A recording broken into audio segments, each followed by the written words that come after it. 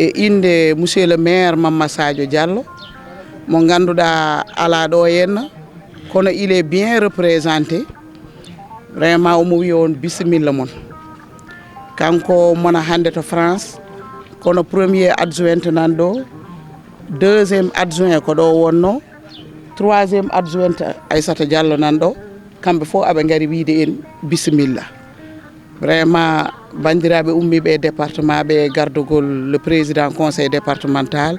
et les 12 collectivités fof ene mbaɗa représenté amin mbiya won bisimilla mon délégation gummiɗo Agnam e gardugol le maire Abdoul Aziz amin mbiya on onon e bisimilla moɗon vraiment ñalawma hande o ko ñalawma weltare so neɗɗo wi département de Matam noon ma wi Boseya wiye Ngenar ñalawma hande o noon yonta ko damga vraiment ko jarnade honorable député maire des Agnam ɗum ɗo hollirde oɗo geste vraiment ko hollirta ko ko hunde forde ko adi koɗo gonɗen ɗo wiyede koye lewru mawludu gonɗen kono kanko omo wowi wadde ndani lewru tedduno nduɗo kalde ari omo yeccitano en hilifaɓe meɗen diine o rewnata ɗum noon koye juuɗe ardiɓe commune aji ardiɓe commune aji ɗi fof nanɗo ene gari notitade arde ƴettude ballal mumen pour nawande hilifaɓe diine ɓe pamon noon département de Kanel hay goto dirtani minen ko nawori yimɓe ko naworani min keddi koye marron beige min goni koɗo min gonno min liggodirta koye makko en tant que leader régional vraiment ɗum noon Allah jarama on jarama ko ɗum wonno konngol amen bisimilla moon mi salmini bandiraɓe département de Kanel no potiri debbo e gorko suka e mawɗo e gardugol le président du conseil départemental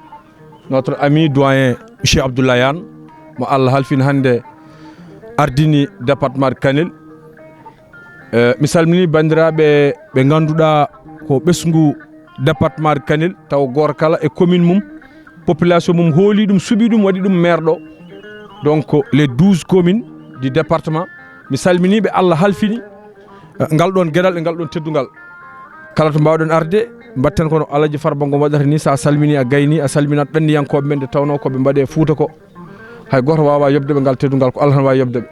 addi en ko nelal musidɗo men mawni men gardiɗo en to banggue politique kono ko ɓi Foutanke ɓiɗɗo région woni rolnam député Alaji Farba Ngom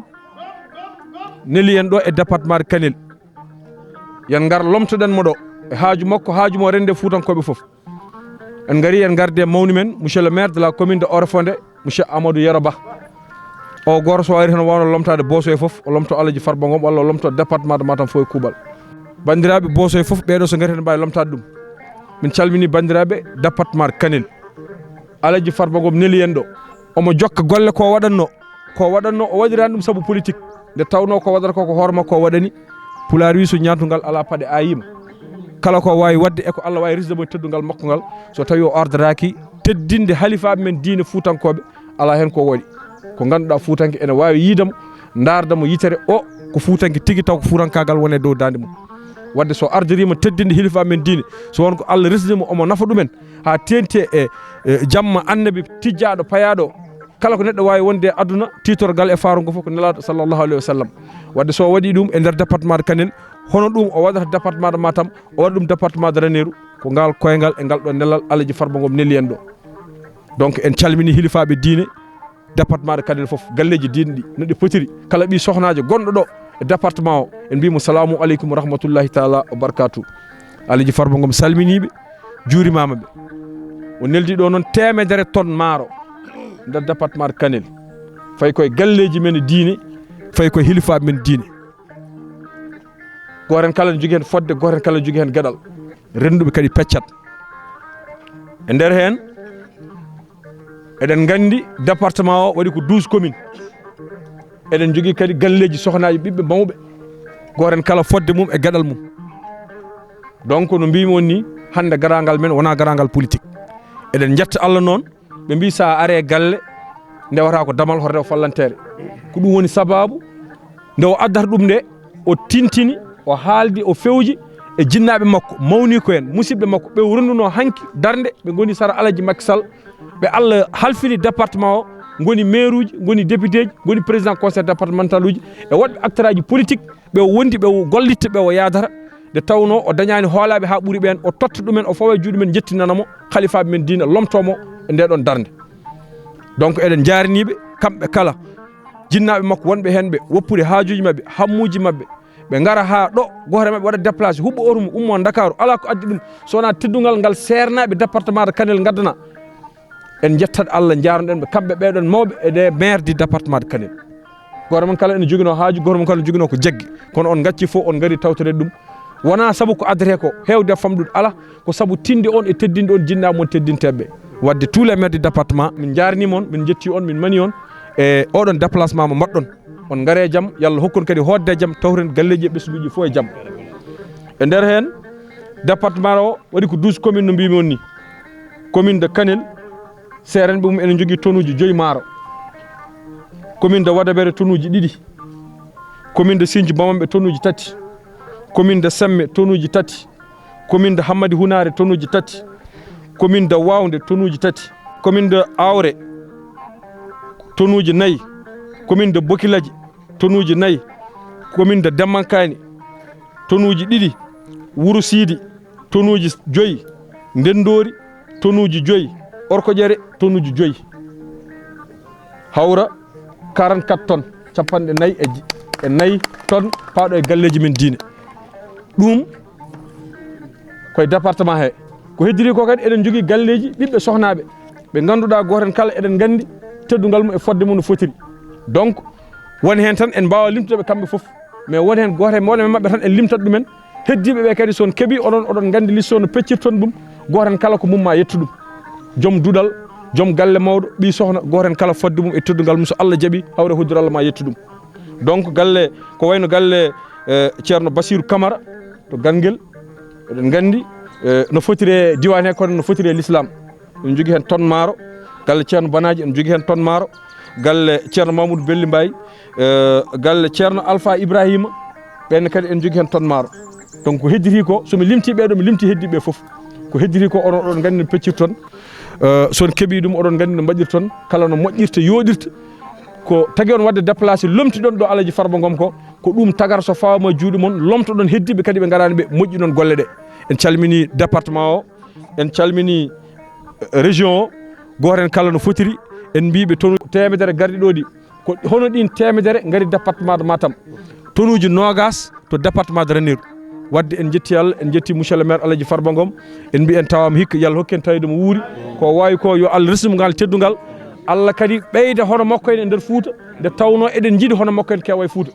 Amin jetta Allah amin jetta Farba Ngom hamin calmina délégation gummiɗo Adiamo gardugol Abdoul Aziz le premier adjoint de la commune de Agnam vraiment oɗo ñalawma hande ko ñalawma mawɗo ñalawma weltare nde wonno ɗiɗo duuɓi ɗiɗi ɓennuɗi ɗi ko hono dani hen en mbayri yiide ɗum Farba Ngom noon avant 2024 hitande foof on waɗano ko way hono dani hen hol ɗum kala ñalawma mawlud nde ari omo ara ɗo e région he kala département de Kanel département de Ranérou et département de Matam o addarna serremɓe ɓe maaroji ha keewa oɗo ñalawma hande noon ko ɗum joƴƴinimi ɗo hande omo addi ɗo ene département de Kanel ko fodde 100 tonnes ko ujunaje 2 sac maaro ko ɓuuri en hewde fayi koye seremɓe e département o ɗum noon vraiment hamin jarno Allah hamin jarno Farba Ngom wona goho wona ɗiɗi wona tati neɗɗo yalta hanki tan prison hande tan adda ko way hondani e région Matam ɗum ko dokke Allah tan ɗum noon hamin jetta Allah hamin jetta Farba Ngom yo andu département de Kanel no fotirno tous les maires qui sont là et tous les responsables basum noon heewide yo mbaɗ hen les responsables vraiment hamin jettamo hamin jetta Allah hamin jettamo hay goto o yejjitani neɗɗo fuɗɗo gonɗo e département he ko ceerno walla wona ceerno o siftori neɗɗo fof gonɗo ɗo mo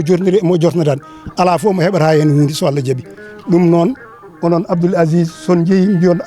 Farba Ngom vraiment département de Kanel fof au nom des marabouts et des imams vraiment hamin jarnomo kaddi jarnogol vraiment département de Kanel fof weltima maire uji ɗi fof nan ɗo Abdoul Aziz haali ɗum joni goto e mabɓe fof woppi haaju mum e hamma muɗum ummima Dakar ari ɗon pour tawtorede oɗo ñalawma hande ɗum ko weleede Allah e weleede Farba Ngom gandon neɗɗo fof gonɗo ɗo hannde ko maire walla wona maire ko responsable woni koye Farba Ngom minen de min gondana hay goto c'est vrai koye APR min goni kono min goni ko caggal Allah e caggal Farba Ngom vraiment hamin mbiya Abdoul Aziz o jarama Allah jarama vraiment minen kam kaddi weltare min beltima surtout min Abdoulaye Yane duuɓi ɓennuɗe hitande foof ene waynano ko min waɗanno ɗo e recevoir 100 tonnes 110 tonnes o waɗa kadi sehlaɓe makko nande no wirno kadi oɗo sehlaɓe makko bande mballe kam Abdoulaye Daouda Diallo en ɓen kadi nelda maaro yanta ko addi wona 100 tonnes 110 tonnes 120 tonnes wonde yomin mbad distribué e département he hikka o waɗi ɗum o wawno wiide ko joni joni jaltumi prison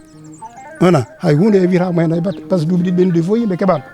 yaltudemo prison tan adda ko way wondani vraiment hunde mawde no fewi ɗum noon vraiment hamin jetta Allah hamin jettamo département o fof ne yettamo on jarama Allah jarama oɗon gandi hitande fof so mawludu ari omo hokkatno galleji CRM ɓi e galleji almuɓeɓe to jangguinte Qur'ana fof omo hokkatnoɓe maaro ɓe ballitoro mawludu o hikka également o waɗi ɗum ɗo département meɗen o tan département Kanel o addi ɗo 100 tonnes no waɗiri ɗo ni ko noon waɗiri département Matam ranenu kadi ko noon waɗiri min gari ɗo noon hebde ɗum pour nawande yimɓeɓe wiide yimɓeɓe minen fof min beltima yoɓe ñagono yoɓe duwono Farba par ce que Farba ko jaalal e leydi meɗen ndi wona diwan men o tan par ce que no cikkirani no jiidirɗe moni no waɗirta ɗo ni wona ɗo tan waɗata ganduɗo kadi nokkuji goɗɗi ko noon o waɗata ɗum noon eɗen waɗa renouvelé gondugal meɗen e Farba ɗo gonnoɗen hanke hecci hanke ko ɗon gonɗen enenne makko gondi enenne makko liggotto enenne makko baddata politique kadi eɗen mbiyamo o jarama yimɓeɓe fof beltima en beltima Allah e nenaɗo muɗum en beltinima honorable député maire de Agnam Farba Ngom eɗen gandi nde combat wuli jawde darde région de Matam ma darde ɓiɓɓe Sénégal na foof ma darde ɓiɓɓe Foutankoɓe mon foof woni ceerno muɗum responsable politique mum woni waɗi fodde muɗum e devoir muɗum hande noon ko ñalawma kadi weltare par ce que hono dani kadi wona hunde wemde neɗɗo a ñaaga himo a namda himo o itta e doole makko weltinde leñol Sénégal naɓe ɓiɓɓe fulɓe wona fulɓe tout le Sénégal hande Farba jungo mum nen hen ɗum ɗon wawi tan ko wonan min bellamo no fewi surtout aussi ma commune de Amadou Ounare mi ari ɗo e l' ensemble responsable politique Amadou Ounare minen gardi ɗo e inde arde notade oɗo ñalawma moƴƴo ballal ngal Farba Ngom waɗani région de Matam o